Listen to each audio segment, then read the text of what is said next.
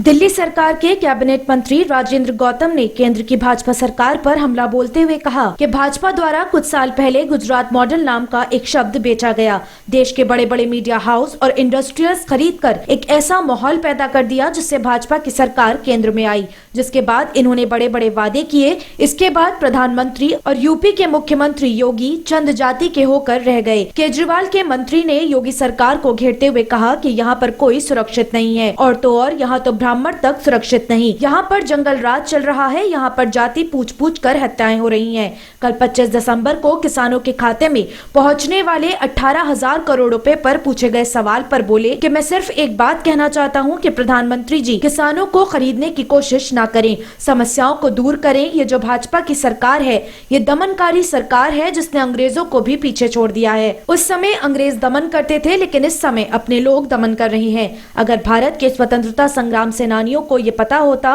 कि ऐसी सरकारें आएंगी और अगर वो आज जिंदा होते तो शायद रो रहे होते। दरअसल वो हरियाणा में 13 किसानों पर हत्या के मुकदमे दर्ज किए जाने पर पूछे गए सवाल का जवाब दे रहे थे। राहुल गांधी और प्रियंका गांधी की दिल्ली में हुई गिरफ्तारी पर बोलते हुए कहा कि प्रजातंत्र के अंदर अपनी बात कहने का सबको अधिकार होता है। अगर विपक्ष के लोग एक ज्ञापन देना चाहते हैं तो ये क्या बात हुई कि सिर्फ 3 लोग ही मिलने जाएंगे। मैं समझता हूँ कि ये पहली सरकार आई है जो विपक्ष को कुचलना चाहती है। इस सरकार में विपक्षी नेताओं पर ईडी के छापे डलवाए जा रहे हैं। उत्तर प्रदेश के मुरादाबाद में आके बेहद खुशी महसूस हो रही है और आने का सीधा सीधा एक कारण है कि अब से कुछ साल पहले देश को एक गुजरात मॉडल का एक नाम का शब्द बेचा गया।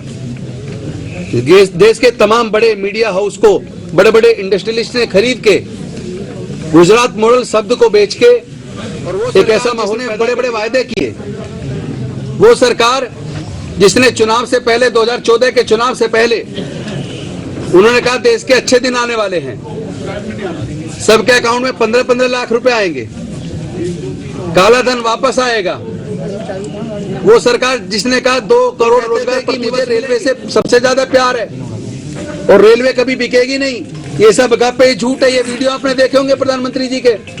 आज भारतीय रेलवे धीरे धीरे बिक रहा है, प्राइवेट ट्रेनें आ गई हैं, स्टेशंस बिक रहे हैं, एयरपोर्ट्स बिक रहे हैं और जो बड़े बड़े संसाधन भारत सरकार की नवरत्न कंपनियां जो भारत सरकार को हजारों करोड़ का मुनाफा हर साल कमा के देती थी, आज वो सारी की सारी कंपनियां धीरे धीरे जब से भारतीय जनता पार्टी की सरकार आई है वो घाटे में। महिला सुरक्षित है, ना यहाँ दलित सुरक्षित है, ना पिछड़ा वर्ग सुरक्षित है, ना अल्पसंख्यक सुरक्षित है और तो और यहाँ तो ब्राह्मण भी सुरक्षित नहीं है। और ब्राह्मण तो छोड़िए, यहाँ उत्तर प्रदेश की पुलिस भी सुरक्षित। उनको प्रमा फैसा ही सारे प्रूफ मिले हैं तभी तो उन्होंने चार्जशीट दाखिल की है, तभी तो चार्जशीट को कोर्ट ने स्वीकार किया है। तो मैं समझता हूं ये जो जंगल राज उत्तर प्रदेश के अंदर शुरू हुआ है और यहाँ इतनी ज्यादा महंगी बिजली कर दी है, अपने दोस्तों को जो बड़ी बड़ी बिजली कंपनी है उनको फायदा पहुंचाने के लिए इतनी महंगी बिजली कर दी है कि यहाँ लोगों के कनेक्शन कटते जा रहे हैं।